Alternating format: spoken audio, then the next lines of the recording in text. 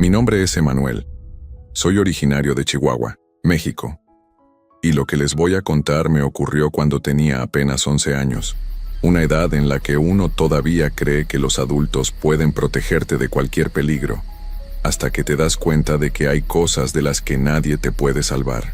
Todo comenzó durante un fin de semana que parecía de lo más normal, cuando fuimos a visitar el rancho de mis abuelos, que está ubicado en las afueras de San Felipe. A mí me encantaba ir para allá, porque el espacio era enorme y siempre había algo que hacer, pero ese viaje en específico tenía una vibra muy diferente desde que llegamos. Por lo general, las vacaciones las pasábamos con todos mis primos, lo que significaba ruido, risas y juegos por todo el terreno hasta altas horas de la noche, lo que hacía que el lugar se sintiera lleno de vida y muy seguro. Sin embargo, esa vez fuimos solamente mis padres y yo, junto con mis dos abuelos que ya estaban bastante mayores. Al ser el único niño en medio de tanta inmensidad, el rancho se empezó a sentir extrañamente gigantesco, como si las paredes de la casa vieja se hubieran distanciado y el silencio de los alrededores fuera más pesado que de costumbre. El clima de Chihuahua en esa época es seco, y el viento de la noche hace que las ramas de los árboles secos golpeen las ventanas, creando un ambiente que te mantiene en alerta constante, aunque intentes convencerte de que todo está bien. Para entender la gravedad de lo que me pasó, es necesario que les explique cómo estaba construida la propiedad de mis abuelos, ya que no era como las casas modernas de la ciudad. La casa principal era de adobe, muy fresca de día pero sumamente fría y lúgubre al caer el sol, y no contaba con servicios sanitarios en el interior. El baño estaba afuera, en el patio trasero, lo que significaba que para ir a hacer tus necesidades tenías que salir de la seguridad de la casa y cruzar un terreno completamente abierto de aproximadamente 20 metros de largo. El suelo era de tierra y grava, así que cualquier persona que caminara por ahí inevitablemente hacía ruido con las piedras.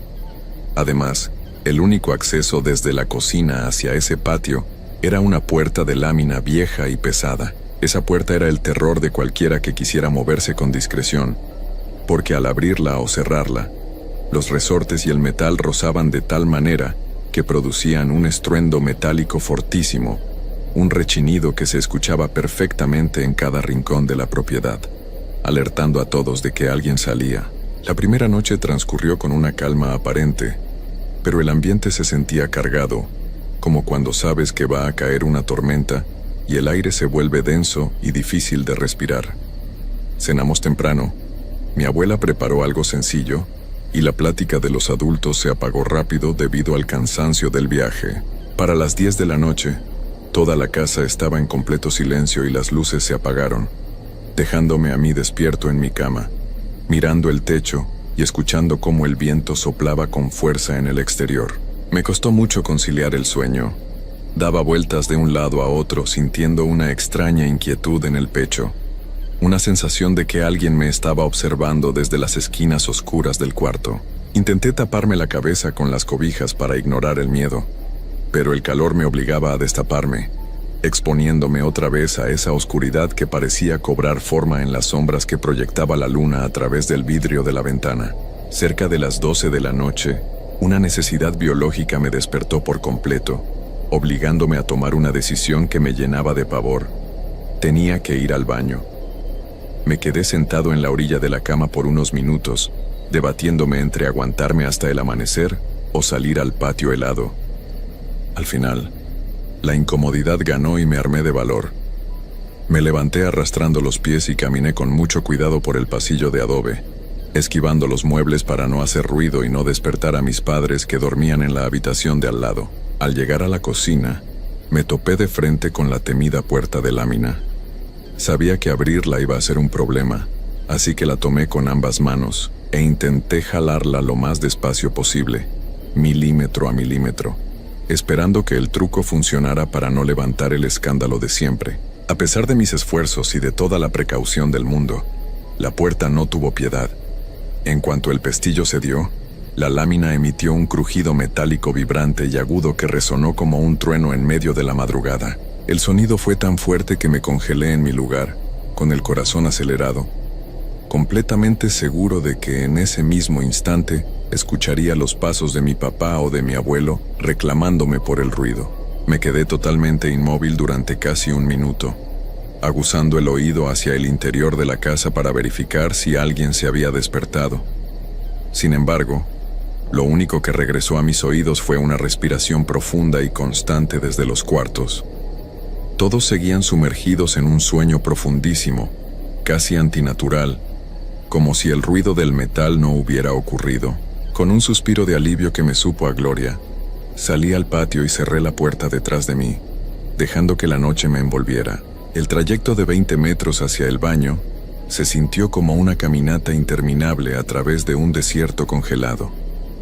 El patio estaba iluminado apenas por la luz pálida de la luna, lo que hacía que las sombras de los matorrales y de las herramientas del rancho parecieran figuras humanas agachadas, acechando a que pasara junto a ellas. Caminé a paso veloz, sintiendo cómo el frío de la tierra calaba en la planta de mis pies descalzos, y cómo el vello de mis brazos se erizaba por una razón que iba más allá de la baja temperatura. Sentía una presión enorme en la nuca, esa molesta certeza de que, si volteaba hacia atrás, iba a ver algo que no quería ver. Llegué por fin a la pequeña estructura del baño, que estaba hecha de bloques de cemento gris, y tenía una puerta de madera vieja con 2 pasadores, uno de metal por dentro para dar privacidad, y otro de varilla gruesa por fuera, que servía para mantener la puerta cerrada cuando el baño no estaba en uso, y evitar que los animales se metieran. Entré rápidamente y puse el pasador interno con fuerza, sintiendo un alivio momentáneo al estar resguardado entre esas 4 paredes, aunque el espacio fuera reducido y oliera a humedad y encierro. Me dispuse a hacer lo mío, tratando de apresurarme para salir de ese lugar lo antes posible y regresar a la calidez de mis cobijas. El silencio adentro del baño era sepulcral, solo interrumpido por el sonido de mi propia respiración apresurada. El techo era alto y no tenía plafón, por lo que se alcanzaba a ver el cielo estrellado por una pequeña rendija que quedaba entre la pared y las láminas del techo. Fue justo en ese momento de aparente tranquilidad cuando el verdadero horror comenzó, transformando una noche normal en la peor pesadilla de mi existencia. Sin previo aviso, un sonido espantoso rompió el silencio del baño. Escuché con una claridad que me heló la sangre cómo la varilla del pasador externo era levantada con brusquedad.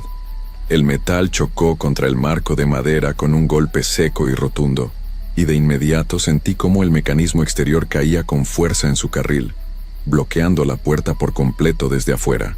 Me quedé completamente paralizado, con los ojos abiertos de par en par fijos en la madera de la puerta, esperando escuchar el sonido de una risa, el crujido de la grava bajo las botas de mi papá, o el rechinido de la puerta de la cocina que indicara que alguien había salido a hacerme una broma. Pero no hubo absolutamente nada. El patio exterior se mantuvo en una calma tan densa que parecía que el mundo entero se había quedado sin aire. El miedo se transformó instantáneamente en una desesperación ciega que me oprimía el pecho y no me dejaba respirar adecuadamente. Mi mente infantil empezó a buscar explicaciones lógicas de inmediato, pensando que tal vez mi papá se había levantado medio dormido y, sin darse cuenta de que yo estaba adentro, había puesto el pasador por pura costumbre del rancho. El gran problema de esa teoría era el silencio absoluto que reinaba en el patio. Para que alguien hubiera llegado hasta la puerta del baño, obligatoriamente debió haber cruzado los 20 metros de grava, haciendo ruido con sus pisadas, y lo más importante, debió haber abierto la ruidosa puerta de lámina de la cocina, cosa que nunca ocurrió. Quienquiera o lo que fuera que acababa de encerrarme, se había materializado justo afuera de la puerta, sin hacer el más mínimo ruido al caminar, como si flotara sobre el suelo del patio. Comencé a golpear la puerta con las palmas de mis manos, primero de forma suave y luego con una fuerza tremenda que hacía vibrar toda la estructura de madera. «Papá, abuelo, sáquenme de aquí. No es gracioso», gritaba con la voz rota por el llanto, esperando que mis gritos traspasaran las paredes de adobe de la casa principal y despertaran a mi familia. Grité con todas las fuerzas que mis pulmones de 11 años me permitían, repitiendo sus nombres una y otra vez, pero la respuesta exterior fue un silencio que se sentía pesado, burlón y maligno. Era como si una barrera invisible impidiera que mis llamados salieran del terreno del baño, o como si la casa estuviera a kilómetros de distancia de donde yo me encontraba atrapado. Nadie respondía, nadie se acercaba, y la sensación de abandono absoluto me inundó por completo. Durante unos 5 segundos que se sintieron como horas eternas de tortura mental, decidí que no me iba a quedar ahí parado esperando a ver qué pasaba. Apoyé mi espalda contra la pared del fondo del baño, y con todas mis fuerzas comencé a empujar la puerta de madera hacia afuera, usando mis manos y mis hombros, en un intento desesperado por romper el pasador exterior o vencer la resistencia de la varilla de metal. El esfuerzo era inútil. El cerrojo exterior estaba bien colocado y la puerta ni siquiera se movía 1 milímetro, atrapándome en ese calabozo de concreto. Podía sentir el frío del metal del pasador interno contra mis dedos, y el sudor frío corría por mi frente mezclándose con las lágrimas de terror que ya nublaban por completo mi vista. Estaba completamente indefenso, a merced de una fuerza que no podía ver pero que sentía perfectamente parada al otro lado de esa delgada barrera de madera. Entonces, de la misma manera inexplicable en que todo comenzó, la situación dio un giro que me heló el cuerpo por completo. Mientras yo seguía empujando con todo el peso de mi cuerpo hacia adelante, ejerciendo una presión constante contra la madera, escuché un chasquido metálico seco. El pasador externo fue retirado de golpe, hacia arriba, liberando la puerta sin que mediara ningún sonido de pasos previos, ni respiración, ni el menor roce de ropa contra la estructura exterior. Fue un movimiento limpio y sumamente rápido, ejecutado por una mano invisible que operaba con una precisión quirúrgica en medio de la total oscuridad del patio. Al no tener ya el soporte del cerrojo exterior que la retenía, y debido a la tremenda fuerza que yo estaba aplicando con mi propio cuerpo para intentar salir, la puerta se abrió de par en par de manera violenta. El impulso me hizo perder el equilibrio de inmediato, provocando que cayera hacia adelante y saliera disparado del baño, aterrizando de rodillas y manos directamente sobre la tierra y la grava fría del patio. El dolor del golpe me espabiló al instante, pero el miedo era tanto que ni siquiera me importó haberme raspado. Me levanté del suelo con una rapidez que no sabía que tenía, impulsado por el puro instinto de supervivencia, y me giré de inmediato sobre mis talones con los puños cerrados, preparándome para reclamarle a mi papá, a mi abuelo, o a quien fuera que me hubiera hecho esa pesadez. Tenía la respiración entrecortada, y el corazón me golpeaba el pecho con tanta violencia que sentía que me iba a desmayar en cualquier momento. Pero la escena que presenciaron mis ojos me dejó completamente mudo y petrificado. El patio estaba completamente vacío. No había nadie. La luz de la luna iluminaba el terreno de manera uniforme y todo permanecía desierto, quieto, y en un silencio absoluto que resultaba aterrador. Miré hacia la izquierda, hacia la derecha. Busqué detrás de los tinacos de agua y entre los pocos árboles que había en el corral. Pero no se veía la menor sombra en movimiento, ni se escuchaba el crujir de una sola piedra en el suelo. La distancia entre el baño y la casa principal era totalmente abierta. Era físicamente imposible que un ser humano hubiera quitado el pasador y corrido a esconderse en los pocos segundos que tardé en levantarme del suelo, porque las piedras habrían delatado su huida de inmediato. Aquello que me había encerrado y liberado no corrió, simplemente se había esfumado en el aire de la misma forma en que llegó. Corrí hacia la casa principal como si la vida me fuera en ello, sin mirar atrás, sintiendo que unos dedos invisibles estaban a punto de alcanzarme el cuello de la camiseta en cualquier momento para arrastrarme de vuelta a la oscuridad del patio. No me importó el ruido de la grava, ni el frío ni el dolor de mis rodillas raspadas. Llegué a la puerta de lámina de la cocina y la empujé con desesperación, provocando que el consabido estruendo metálico resonara de nuevo por toda la propiedad de manera ensordecedora. Entré de golpe y cerré la puerta tras de mí, pasándole el cerrojo interno con las manos temblorosas y apoyando mi espalda contra la lámina fría, tratando de recuperar el aliento mientras las lágrimas seguían corriendo por mis mejillas. Me quedé ahí parado en la oscuridad de la cocina por varios minutos, esperando que el escándalo de mi entrada finalmente despertara a mis padres o a mis abuelos, pero para mi sorpresa y horror, La casa seguía sumida en ese mismo silencio profundo y sepulcral de antes. Nadie se levantó a ver por qué la puerta de la cocina había sonado tan fuerte. Nadie me llamó desde los cuartos, ni se encendió una sola luz. Era como si el tiempo se hubiera detenido para ellos, o como si estuvieran bajo el efecto de un sueño provocado por la misma presencia que me había acechado afuera. Con el miedo metido hasta los huesos, me deslicé con cuidado por el pasillo y me metí de nuevo a mi habitación, metiéndome debajo de las cobijas hasta la cabeza, temblando incontrolablemente, hasta que el cansancio extremo me venció y me quedé dormido cuando los primeros rayos del sol empezaron a aclarar el cielo de Chihuahua. A la mañana siguiente, el rancho amaneció con su ritmo habitual, como si nada hubiera pasado. Mi abuela preparaba el desayuno en la cocina, mi abuelo revisaba los corrales, y mis padres platicaban alegremente en la mesa sobre el clima del día. Yo me senté a desayunar en completo silencio, observándolos a todos detenidamente, buscando en sus rostros alguna señal, una mirada de complicidad o una sonrisa contenida que delatara que todo había sido una broma pesada para asustarme por ser el más chico. Sin embargo, sus expresiones eran de lo más normales y genuinas. Platicaban de cosas cotidianas y me preguntaron con cariño si había dormido bien, demostrando que verdaderamente no tenían la menor idea de lo que me había ocurrido a mitad de la noche en el patio trasero. Estuve a punto de soltar todo el llanto y contarles lo sucedido en ese mismo momento, pero algo muy dentro de mí me detuvo.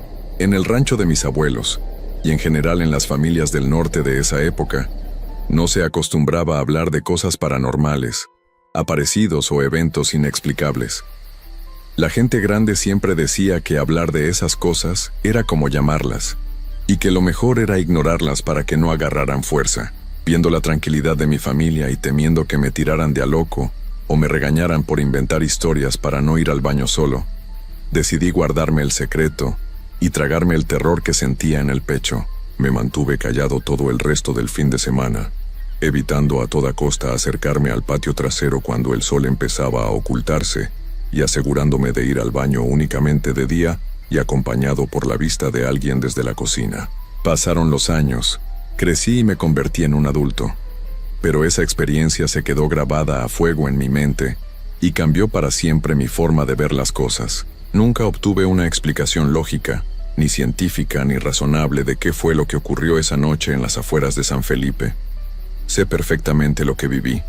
Sé que el pasador externo se movió por la fuerza de algo que no pertenecía a este mundo y que el silencio del patio no era normal. Hoy en día, cuando me toca visitar zonas rurales o pasar la noche en lugares apartados, no puedo evitar sentir un escalofrío indescriptible cada vez que tengo que salir a oscuras, porque sé perfectamente que en la inmensidad del campo existen fuerzas ocultas que nos observan desde la negrura, esperando el momento exacto en que te quedes solo para jugar con tu miedo y recordarte que la oscuridad tiene dueño.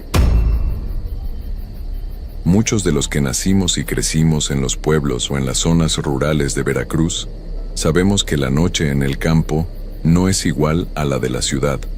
En el campo, la oscuridad pesa, cobra vida propia y se llena de sonidos que la gente de antes aprendió a descifrar para poder sobrevivir. Existe una vieja creencia en las llanuras del sur del estado que dice que la tierra y la maleza alta esconden cosas que no tienen explicación, seres que adoptan formas familiares para engañar a los inocentes y llamar su atención desde la negrura de los sembradíos. Dicen los antiguos que si escuchas que te llaman o si oyes un sonido persistente que intenta captar tu atención a mitad de la madrugada, nunca debes responder ni voltear a mirar, porque hay fuerzas ocultas que se alimentan del descuido de la gente. Mi nombre es Griselda.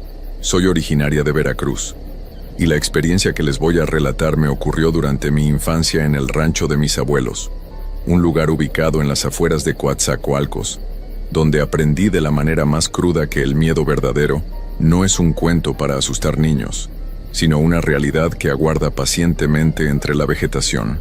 Durante las vacaciones de verano y los fines de semana largos, el rancho de mis abuelos se convertía en el punto de encuentro de toda la familia. Un sitio enorme rodeado de vegetación espesa y llanuras que se perdían en el horizonte. En esa época, mis primos y yo éramos un grupo grande de niños cuyas edades oscilaban entre los 8 y los 12 años, la edad perfecta para andar corriendo por todos lados sin medir los peligros. Nos encantaba pasar las tardes enteras jugando en el patio principal, un terreno amplio de tierra y pasto que colindaba directamente con los límites del monte y de los campos de cultivo de mi abuelo. Para nosotros, ese lugar era un paraíso de libertad absoluta, donde el tiempo se pasaba volando entre risas, escondidas y juegos que se prolongaban hasta que el sol comenzaba a ocultarse detrás de los grandes árboles, tiñendo el cielo de un rojo intenso que anunciaba la llegada de la noche veracruzana. Sin embargo, toda esa alegría infantil se transformaba de manera drástica en cuanto las sombras se apoderaban del patio y la luz de la luna era lo único que iluminaba el terreno. Era en ese momento preciso, cuando el aire de Coatzacoalcos se volvía denso y húmedo, cuando comenzaba a manifestarse un fenómeno que nos helaba la sangre a todos por igual, el fenómeno del silbido nocturno. Estábamos a mitad de algún juego, corriendo de un lado a otro bajo la tenue luz del porche, cuando desde lo profundo del campo, de entre la maleza que se mecía lentamente con el viento, comenzaba a escucharse un silbido persistente, agudo y continuo. No sonaba como música, ni tenía una melodía alegre o reconocible.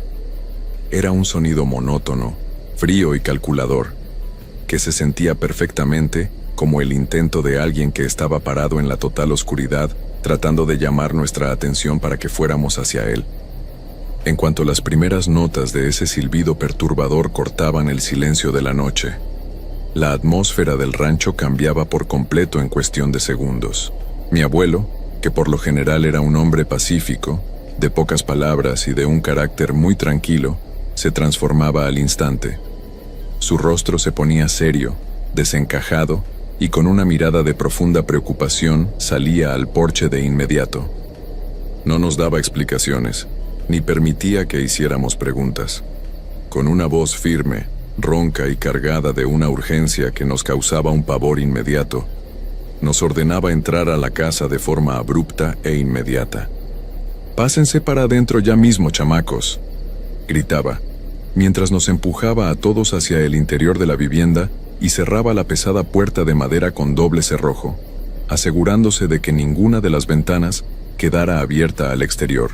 Durante muchos años, ese suceso se repitió de manera constante en cada una de nuestras visitas al rancho, convirtiéndose en una especie de regla implícita que todos debíamos acatar sin chistar.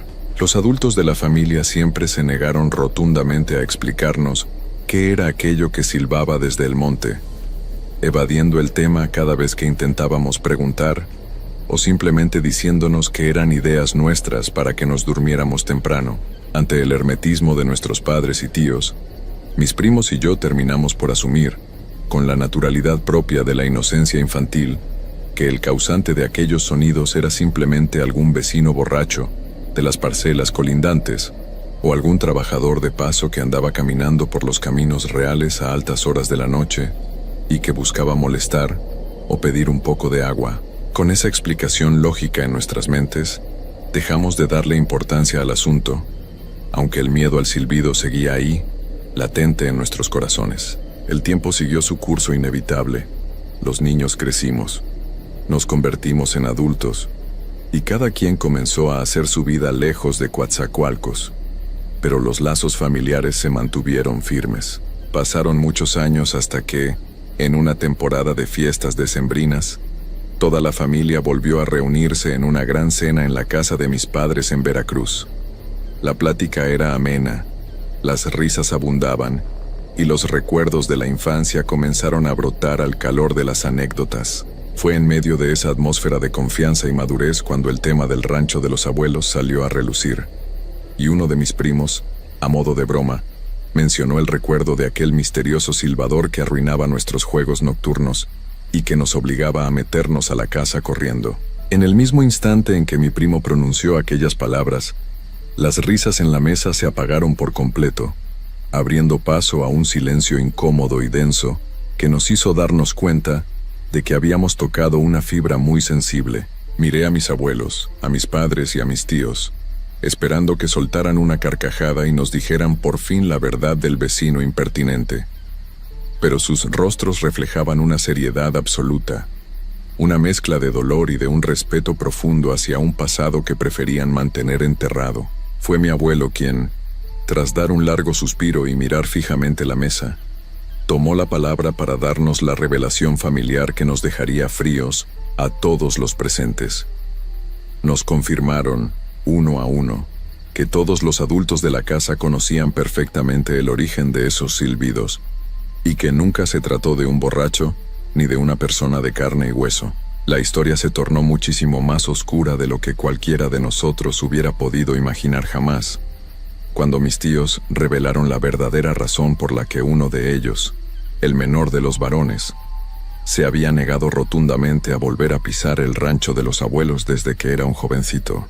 Mi abuelo relató que muchos años antes de que nosotros naciéramos, cuando sus propios hijos eran pequeños y jugaban en ese mismo patio de Coatzacoalcos, ese tío en específico se encontraba cerca del límite del monte, buscando una pelota que se le había ido entre los matorrales al atardecer. De repente, el silencio del campo fue roto por el característico silbido, pero esta vez el sonido ocurrió a escasos metros de distancia de donde él se encontraba agachado. Mi tío, congelado por la sorpresa, levantó la vista hacia la densa vegetación y vio algo que le destrozó la tranquilidad para siempre. Desde la oscuridad del campo, caminando de una manera extraña y pesada, se le comenzó a acercar una figura que él describió entre lágrimas como una niña grandota. El pánico se apoderó de él de tal forma que soltó la pelota y entró despavorido a la casa principal, llorando inconsolablemente, gritando que una niña enorme lo estaba siguiendo desde el monte y que quería agarrarlo de la mano. Al ver el estado de terror absoluto en el que se encontraba su hijo, mi abuelo no lo pensó dos veces. Tomó su escopeta de caza de la pared, la cargó con cartuchos y salió decidido al patio dispuesto a ahuyentar a cualquier intruso o animal que estuviera rondando su propiedad. Al salir al terreno, bajo la fría luz de la luna que bañaba los campos de Veracruz, mi abuelo caminó con paso firme hacia la zona de los matorrales, pensando que se encontraría con algún malhechor que intentaba asustar a su familia. Sin embargo, al llegar al límite del patio, el hombre se detuvo en seco y sintió como un frío helado le recorría la columna vertebral. Frente a él, parada justo en medio de los sembradíos, se encontraba la entidad de la que su hijo acababa de escapar. Mi abuelo, con los ojos abiertos de par en par por la incredulidad, logró ver la figura con total claridad gracias a la visibilidad de la noche. Se trataba, efectivamente, de una criatura que tenía las facciones, el vestido corto y el cabello de una niña de apenas unos 5 o 6 años de edad, pero con una estatura completamente desproporcionada y grotesca que alcanzaba fácilmente el 1,60 m o 1,70 m de altura.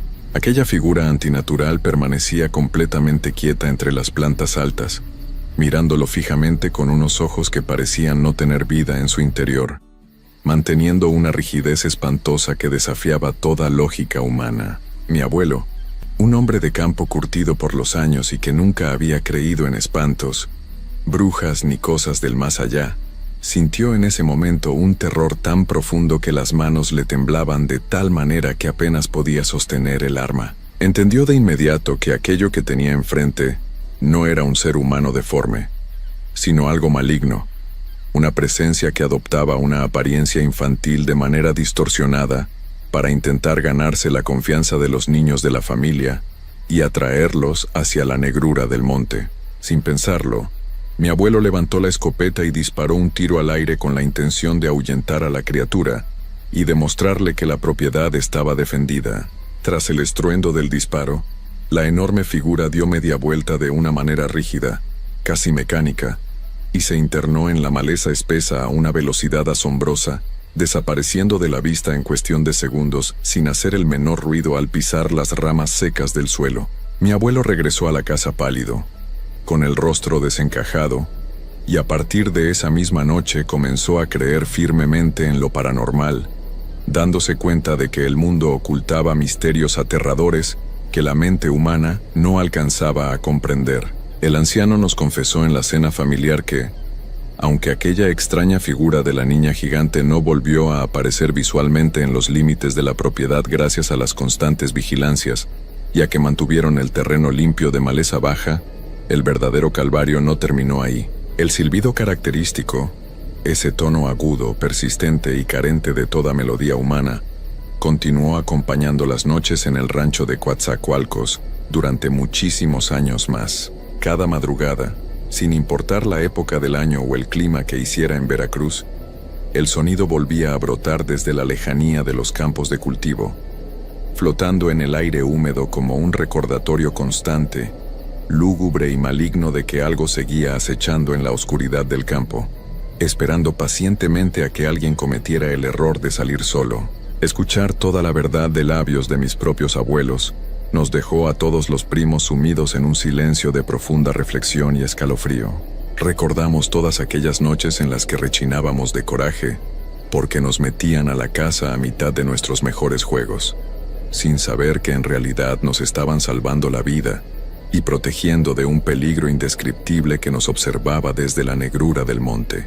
La inocencia que nos hacía pensar en un simple vecino borracho se desvaneció por completo, reemplazada por la certeza de que el miedo que sentíamos de niños cuando el abuelo gritaba tenía una justificación completamente real y espantosa. Hoy en día, el rancho de los abuelos ya no es frecuentado por la familia. Tras la partida de los ancianos, la propiedad quedó prácticamente en el abandono, y la vegetación alta ha vuelto a reclamar lo que alguna vez fue suyo, cubriendo el patio donde solíamos jugar.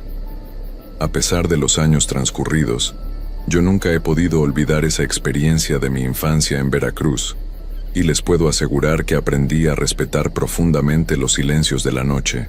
Cuando me toca viajar por las carreteras del sur del estado y veo las llanuras oscuras a los lados del camino, no puedo evitar que se me erice la piel, porque sé perfectamente que allá afuera, en lo profundo del campo donde nadie puede oírte, existen presencias que siguen silbando en la penumbra, buscando que cometas el error de prestarles atención. Existe un mecanismo de defensa muy poderoso en el cerebro de los niños que se encarga de enterrar los recuerdos más oscuros, aquellos que por nuestra inocencia no logramos comprender en su momento, pero que al paso de los años regresan para demostrarnos que el peligro siempre estuvo a unos cuantos pasos de nosotros. En los pueblos cercanos a la Sierra de Puebla, especialmente en las zonas húmedas y boscosas, la gente sabe muy bien que el agua tiene memoria y que atrae a presencias que se quedan atrapadas entre la niebla y los caminos antiguos. Hay una creencia muy fuerte sobre almas que no encuentran descanso y que buscan la energía pura de los más pequeños para intentar comunicarse o, peor aún, para arrastrarlos con ellos hacia ese frío eterno en el que habitan. Mi nombre es Orlando, soy originario de Puebla, y hoy les quiero relatar un suceso de mi infancia que mantuve bloqueado durante muchísimo tiempo. Una experiencia que ocurrió en la casa de campo que pertenecía a mi abuelo, muy cerca de Necaxa, y que al madurar logré entender en toda su escalofriante y verdadera magnitud.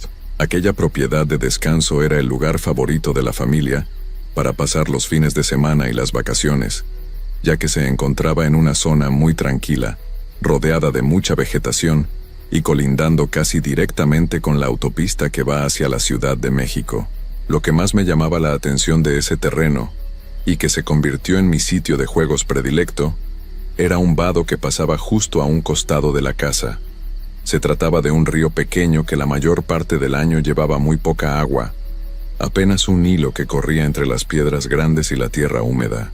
Para un niño de mi edad, ese riachuelo seco era un mundo entero por explorar, un espacio donde pasaba las horas buscando insectos, acomodando rocas o simplemente corriendo de un lado a otro bajo la sombra de los árboles frondosos, completamente ajeno a las miradas que acechaban desde la vegetación baja.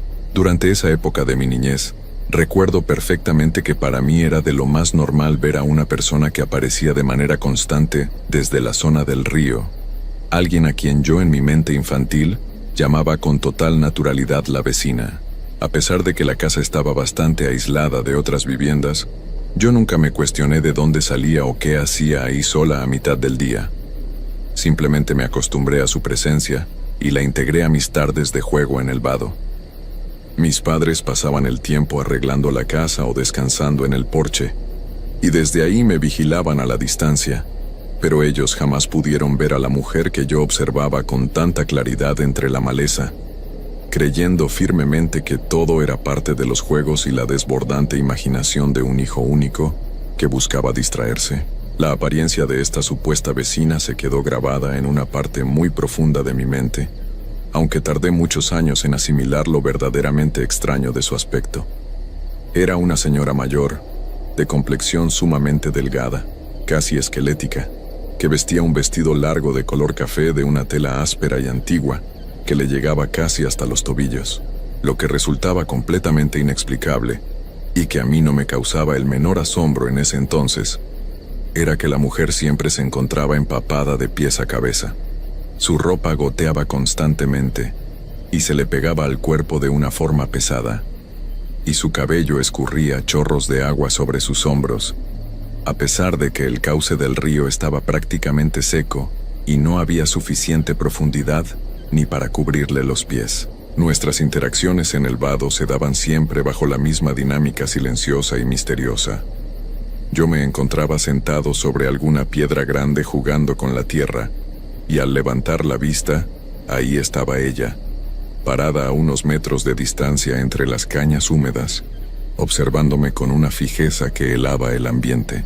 La mujer nunca me habló, jamás pronunció una sola palabra, pero levantaba su mano derecha, una mano de dedos largos y pálidos, y me hacía señas lentas y pausadas con los dedos, invitándome a que me acercara más hacia la parte densa del riachuelo. Lo más inquietante de todo, y que hoy me estremece el cuerpo al recordarlo, era su rostro. No mostraba ninguna emoción, no había enojo, ni sonrisa, ni tristeza. Era una cara completamente inexpresiva, como la de una estatua que te mira sin mirarte, manteniendo una rigidez que no pertenecía a un ser vivo. Mis padres comenzaron a notar que algo no andaba bien, cuando se percataron de mis extrañas conductas en el patio. Desde la ventana de la cocina o desde la terraza, me escuchaban hablar en voz alta, responder preguntas y entablar conversaciones completas orientadas hacia el vacío del río, como si estuviera frente a una persona de carne y hueso. Alarmados por esta situación y por el peligro evidente de que yo pudiera resbalar en el vado o adentrarme demasiado en la maleza de la zona de Necaxa, bajaban corriendo de inmediato para alejarme constantemente del lugar. Me tomaban de la mano con firmeza y me metían a la casa a regañadientes, mientras yo les señalaba con el dedo el punto exacto entre las piedras, insistiendo en que la señora del vestido café seguía parada ahí, mirándonos a los tres. El verdadero terror de la historia comenzó a revelarse cuando mis padres, preocupados por mi fijación con aquella figura del río, decidieron platicar con otros habitantes y vecinos de las parcelas cercanas para saber si alguien más vivía por los rumbos del vado o si sabían de alguna persona mayor con esas características físicas. Las respuestas que obtuvieron por parte de la gente del pueblo les helaron la sangre y les confirmaron que lo mío no era un juego infantil.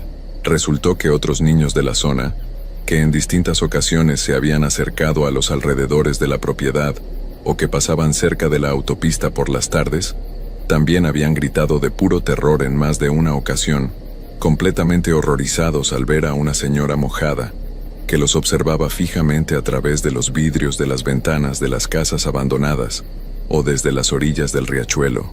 Saber que aquella entidad era conocida y percibida por otros menores de la comunidad transformó por completo la perspectiva de mis padres, quienes entendieron que su hijo estaba expuesto a una fuerza muy real y peligrosa que habitaba en los límites de la casa del abuelo.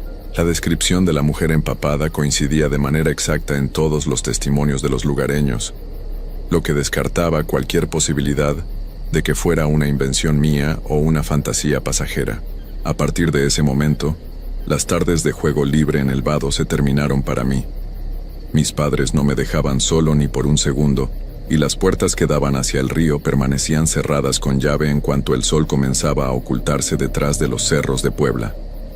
Con el paso de los años, mi mente hizo un trabajo de edición muy profundo para protegerme del espanto. Conforme fui creciendo y entré a la adolescencia, El recuerdo de la apariencia física de la mujer se fue borrando de mi memoria de manera gradual, hasta el punto de que olvidé por completo que alguna vez hablé con alguien en el vado. Borré las facciones de su rostro, el color de su vestido y la sensación de incomodidad que se respiraba en el ambiente del rancho. Para mí, Necaxa se convirtió simplemente en el recuerdo de un lugar bonito donde pasaba las vacaciones de la infancia, y la supuesta vecina pasó a ser un cabo suelto en mi mente que decidí no volver a cuestionar. No fue sino hasta hace poco tiempo, ya siendo un adulto maduro y durante una reunión familiar en la que comenzamos a recordar anécdotas de los viajes al campo, que mis padres decidieron contarme abiertamente aquellas vivencias de mi niñez, mientras ellos relataban los detalles de cómo me encontraban parado a la orilla del vado, hablando con la nada, y cómo los vecinos les advirtieron sobre la aparición. Una compuerta pesada se abrió en mi cerebro, y todos los detalles que mi mente había reprimido regresaron de golpe con una nitidez espantosa, provocándome finalmente el miedo terrible que mi inocencia infantil no me permitió experimentar cuando tenía 7 años. Al escuchar la narración de mis padres, la imagen de la mujer se materializó en mi mente como si la estuviera viendo en ese mismo instante.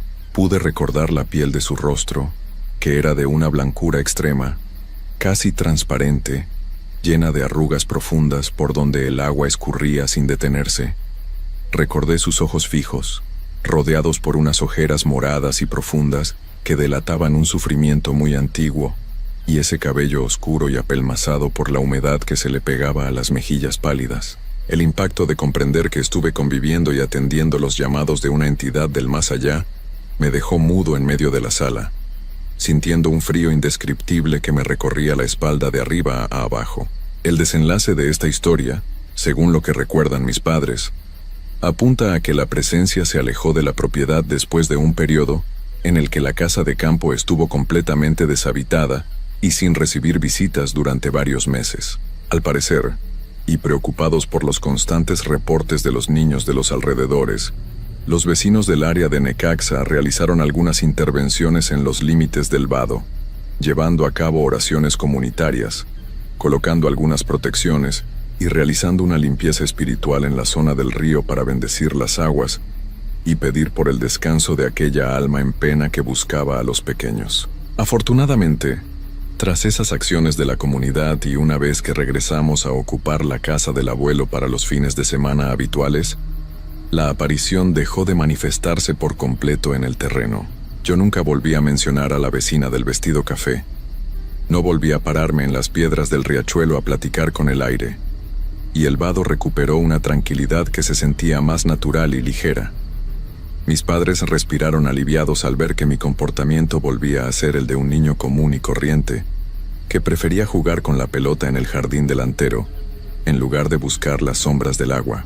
Hoy en día, la casa del campo cerca de Necaxa sigue perteneciendo a la familia, pero para mí ya no representa el paraíso de descanso de mi infancia. Cada vez que paso por la autopista hacia la Ciudad de México y veo a lo lejos los árboles que rodean el terreno del abuelo, no puedo evitar que un escalofrío me domine por completo. Ahora sé perfectamente que la mente infantil es capaz de normalizar lo espantoso, con tal de no perder la calma, y que muchas veces, aquello que recordamos como un simple juego del pasado, fue en realidad el momento en que estuvimos más cerca de caer en las garras de lo desconocido y de perdernos para siempre en el frío silencio de un río seco.